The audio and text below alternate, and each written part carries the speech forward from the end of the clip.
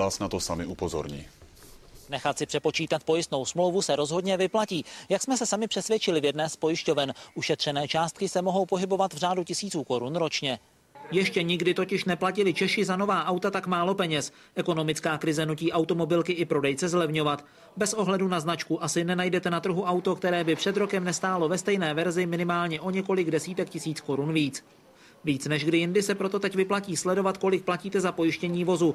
Když vám z něho zbude nepojízdný vrak, pojišťovna vám vyplatí jen jeho aktuální cenu, která se odvíjí od situace na trhu. A to může být o hodně méně, než jste čekali. Kromě toho, že klesá cena nových aut, zároveň se snižuje i hodnota vašeho auta podle stáří.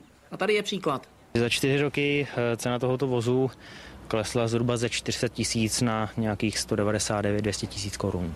Pojišťovny sice cenu pojistky snižují, ale rozhodně ne tak, jak byste si představovali. Je pravdou, že ne vždycky to koresponduje se stavem, jaký je na českém trhu. Pokud si tedy tohle auto majitel nechal jako nové při koupi havarijně pojistit, platil podle našich propočtů ročně 12 tisíc korun. Za 4 roky pojistné automaticky kleslo na 9 tisíc. To je ale málo. Pokud by teď zašel do pojišťovny a chtěl pojistku přepočítat, rázem by platil ještě o 1300 korun méně. A tak určitě stojí za to ztratit několik minut času. Řada lidí ale o takové možnosti vůbec neví. Tak to jsem ještě neslyšel.